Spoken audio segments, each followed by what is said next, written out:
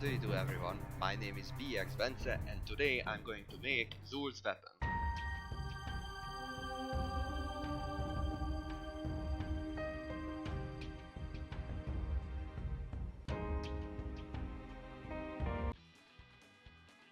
Zul's weapon is more of a Chris-like sacrificial dagger, but on a lot of pictures it looked more of a short sword than a dagger to me, so I decided to go for that. First, I will explain who the Zul guy is, and then I will talk about what a Chris is.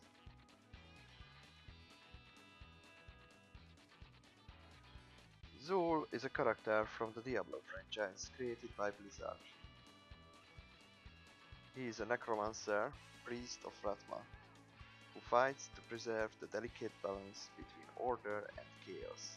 And as you might imagine, because he's a necromancer, he uses necromancy, which is a form of magic that lets you summon the spirits or the bodies of the dead, gaining either their knowledge or their power to fight for you.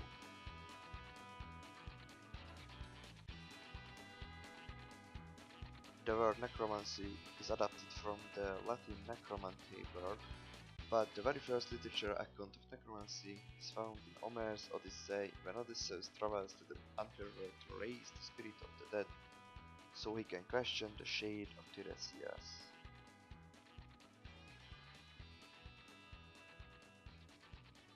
The ritual contains lots of things like it must be held during nocturnal hours, special incantations, and the blood of sacrificial animals, which is often speared with special sacrificial daggers. That is why Zul's dagger must be like that. It's just convenient to always carry the shit you require to complete your rituals.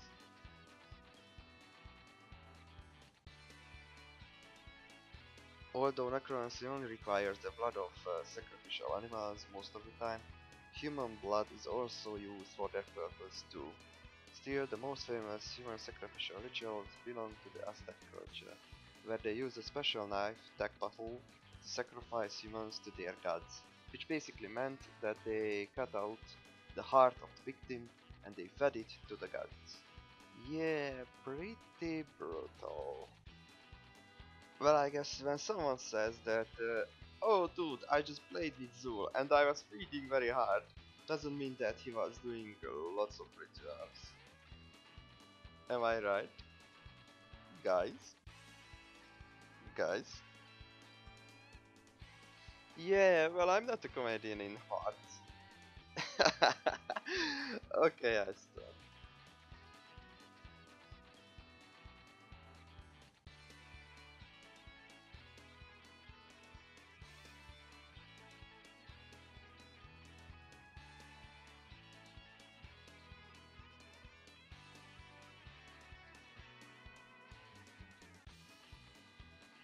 No, back to the sword.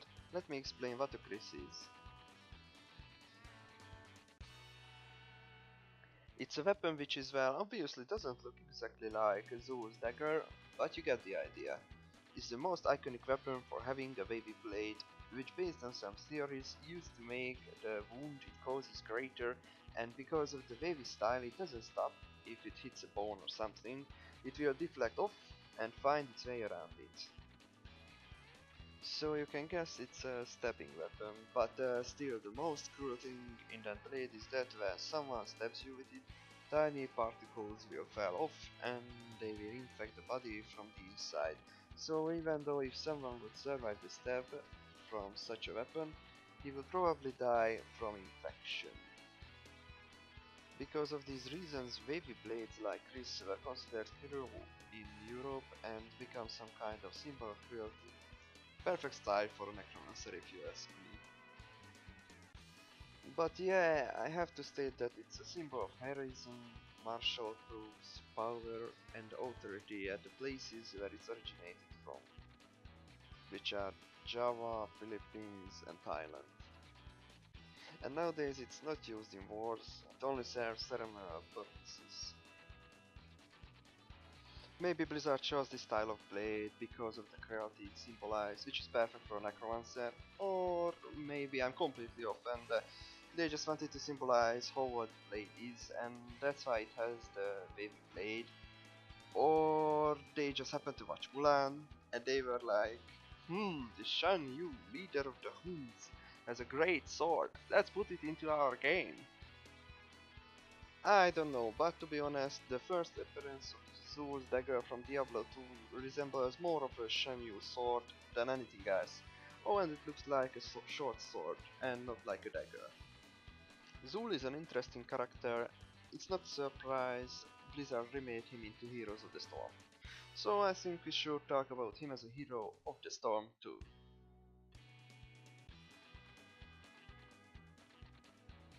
In-game he's a melee specialist who's great in pushing lanes and destroying structures with his strong AoE damage, and also his skeletal warriors are good to create great lane pressure. He's one of the best counter to most melee characters because of his attack speed slow ability, but he's relatively squishy and immobile, so you have to be careful when you use his bone armor, otherwise you will die very fast. So yeah, don't overextend because you will become vulnerable to ganks from the enemy team. You just have to simply push your lane, summon your skeletal warriors and crush your enemies if they try to stop you. The best thing for if the enemy team consists of 3 or more melee heroes, and you don't have to worry whether they have healers or not. In the late game you can counter them with the mortal wound talent. Now that you have a basic idea what Zul is about, let's talk what skills he has. First of all, your trait is Raise Skeletons. Raise Skeleton causes Zul to resurrect a nearby fallen enemy minion and turn it into a skeletal warrior that lives up to 15 seconds. Zul can have up to 4 skeletal warriors active at the same time. Zul's trait lets you push the lane pretty hard with the skeletal warriors you raise when an enemy minion dies. They can help you clear the minion waves and can be used as a perfect meat shield when you attack structures. They just catch them bullets.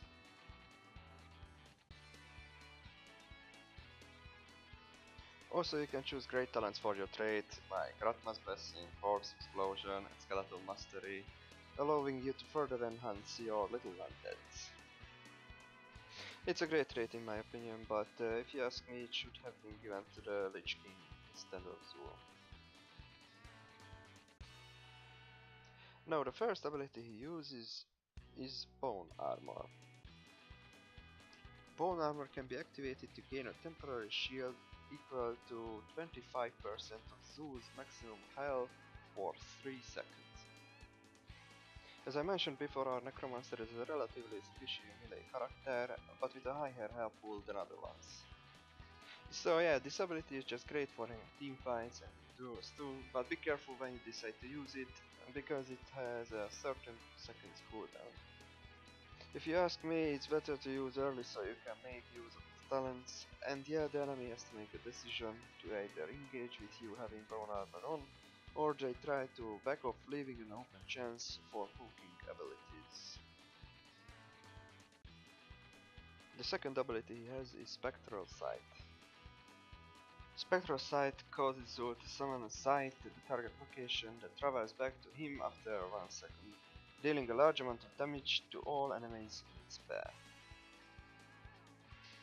This is the main ability used to make your wave clears faster and or hold than Millennial, but be careful, it's tricky to use. You cast it at a location and then the sight will fly towards you. The force must be strong with this one.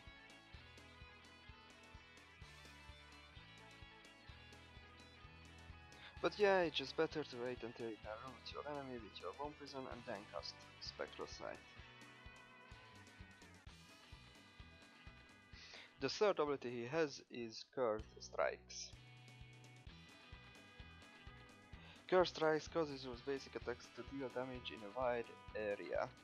Enemies hit have their attack speed reduced by 50% for 2 seconds. Once triggered, Cursed Strikes lasts for 4 seconds. It's a great tool to use for wave clears and duels, but it has a 15 seconds cooldown, so be careful when you use it. This ability can be the one which decides whether you win the teamfights or duels. If you use it to wave clear and then a teamfight happens, you are screwed. The fourth ability is Bone Prison. After a 2-second delay, Bone Prison damages and roots a target enemy hero for 1.75 seconds. Bone Prison is one of the best single target catching ability. It's a great tool to punish enemy players when they overextend, or to make the superheroes regret their life decisions. The first heroic ability Zul has is Poison Nova.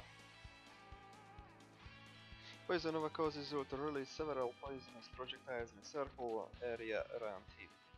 Each enemy hit takes a large amount of damage over 10 seconds.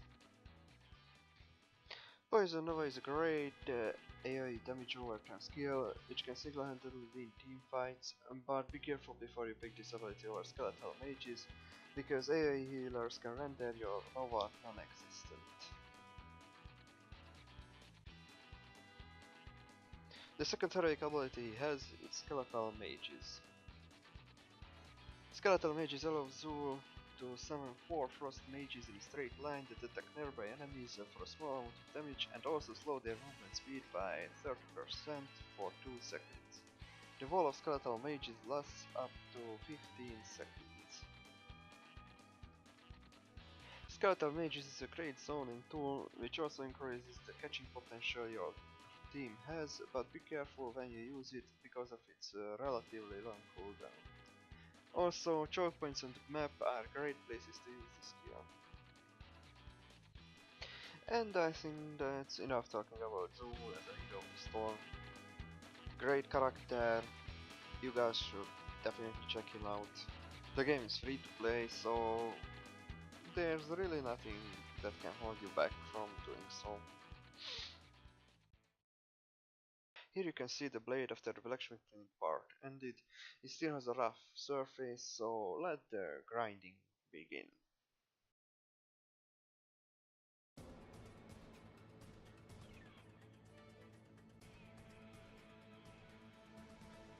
Oh yeah, before I forget to mention, the heat treatment part wasn't fully recorded. Well, I just forgot to push the record button.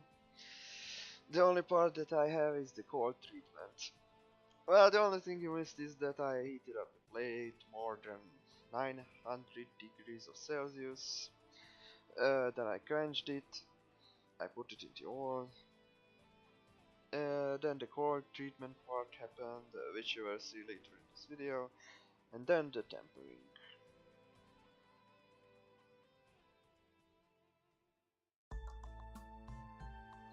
And here is the cold treatment part. I make a mixture which contains acetone and dry ice with a temperature of minus 80 degrees of Celsius. It's not necessary to do this part, but it will increase the hardness, the strength, and the dimensional stability of the blade, and it makes it wear resistance, so you will be able to use it for a longer period of time. It becomes less likely to break, which is important because of the many edges the blade has.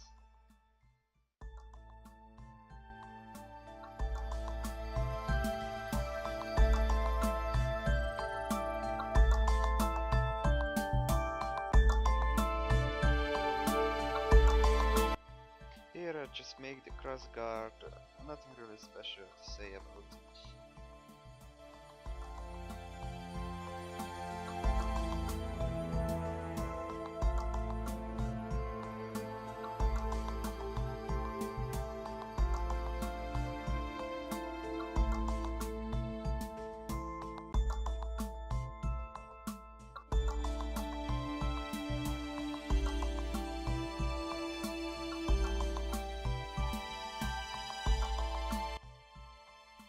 Here I'm making the hilt of the sword. I carved out a piece of wood to be fitting for it, then I drill through the hilt so I can start the wire casting process, which you can see right now, after I finished it.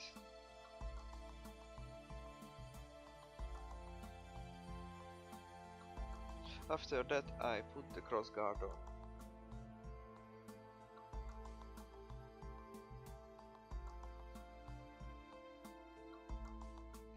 And you can see the blade as it is after that, Well, a little grinding was still necessary, but before I painted it, but nothing extreme.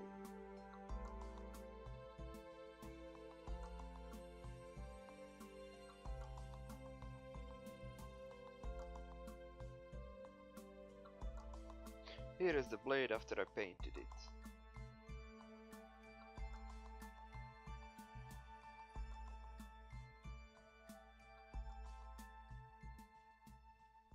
Then I start to put on the two final layers of the hilt, the sponge and the leather.